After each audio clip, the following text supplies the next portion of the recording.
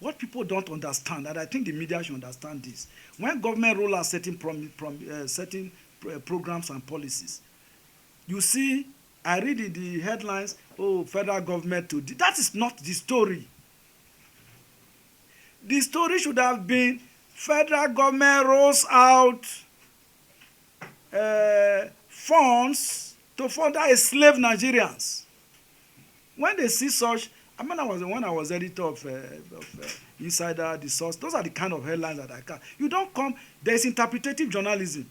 You are a Nigerian. Government says it's going to give 8,000 naira to family, 45,000 naira to about 5 people in 6 months.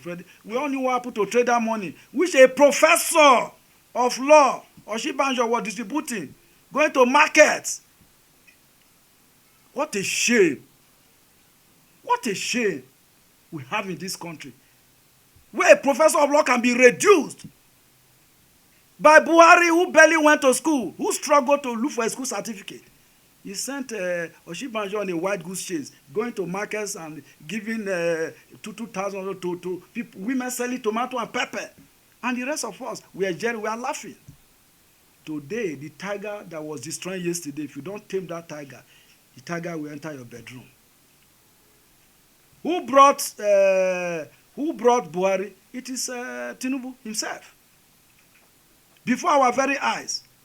And Tinubu told us that it is now his turn to preside over the affairs of Nigeria. We all thought that the man has a different approach. But what we have seen so far is really not more ruthless policies. More vicious and ruthless policies. This is not about wherever you come from in this country, whether you are a Yoruba man, an Igbo man, it's no longer about tribe or religion. It's about class interest. These individuals are protecting their own class. And they are determined to do it at the expense and at the blood of Nigerians. And that's why CLO is saying today that enough is enough. 8,000 naira is an insult. If you like, 8,000 naira, we did the math, the arithmetic a few days ago. Each member of the National Assembly, from 1999 till date, which law has the National Assembly passed that moved poor Nigerians, that took poor Nigerians from the poverty noose to a situation where they can feed themselves? China, with a country of 1.48 billion, every year the Chinese take 100 million people out of poverty. It is there. Check the records. Look at the data. Look at the figures. It is there. Then people will come and tell us they are a class of 1999 when Governor Tinubu was governor. We were also governors. They are not telling Nigerians what did they do with the power they had for 8 years as governors. They are not a class. It has not been. So they are telling Nigerians that they are back. Their man is back in power. Therefore, they themselves, they are back. And the rest of us are watching. Let me tell you, the next few months, if Nigerians do not do something about this group of people, calling themselves, they are rulers, not leaders, calling themselves leaders, quote and unquote, where is the palliative? Where is the palliative that was promised? People thought that Tinubu would come and say, okay, in the first 6 months, we are going to fix 2 of the refineries to work. Okay, we are going to do this number of roads. Nigerians should be able to drive on roads. I remember when Goodluck Jonathan and I think whatever, they increased fuel prices. We just imagine. We saw Rufai buses in Abuja. We saw a semblance of intervention. What we have just seen here, we thought we had entered a one-chance bus, which in Lagos they call it Kombi bus. This one is a long-seater bus with Tinubu. But if he thinks Nigerians have been conquered, he should wait for us. We are not conquered. We are not a conquered people. Please, now to these days. Let me also talk about this. Talking about 8,000, I want to ask, how much do we need to complete Ajah? CLO is a human rights and pro-democracy movement. That is what CLO stands for. We are not a labor movement.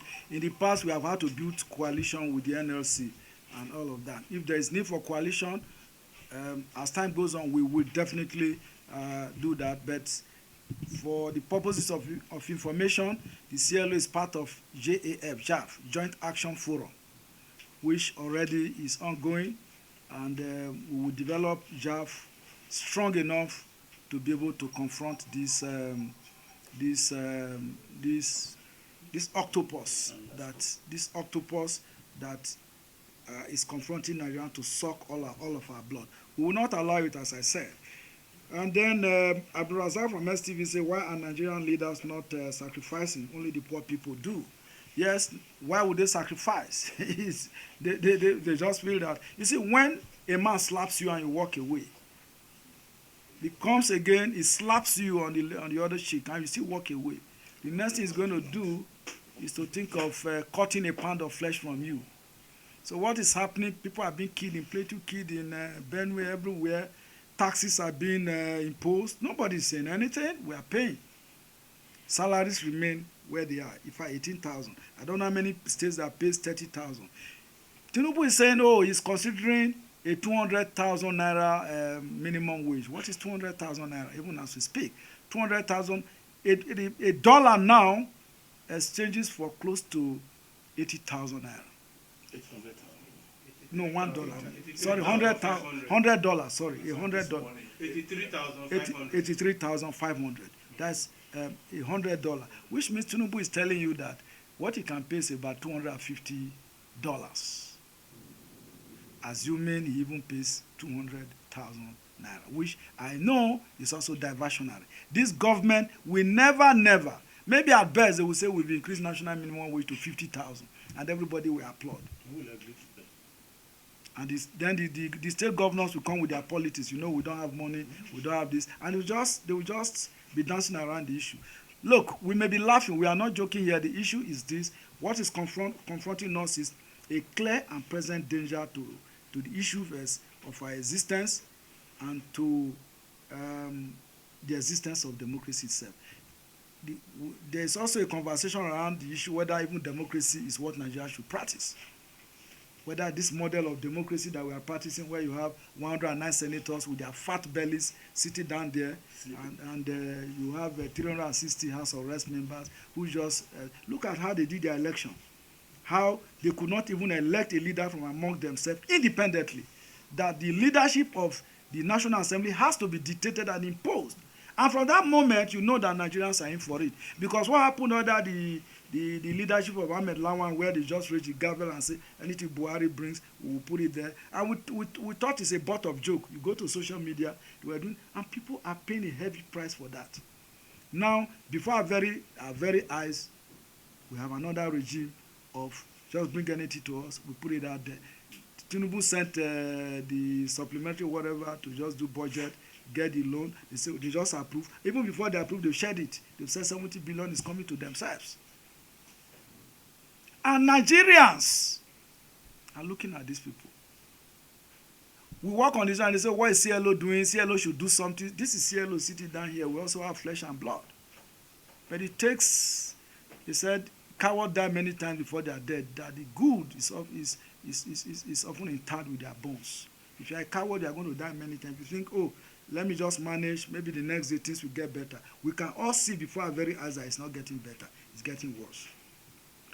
Yes, Onka, my good friend, editor of Telegraph, says, what strategy does the CLO have to deal with the issues? This is one of the strategies. Enlightenment, public advocacy is one of the strategies. And of course, I will not want to tell the media or the public the other strategies, because we know you are a media. You will tell us your strategy, you publish. So it's no longer a strategy. A strategy known is no longer a strategy. You know, then we have our strategies to continue to respond to this evil that is before us all. Sorry, madam, you said you have a question? Yes, afternoon.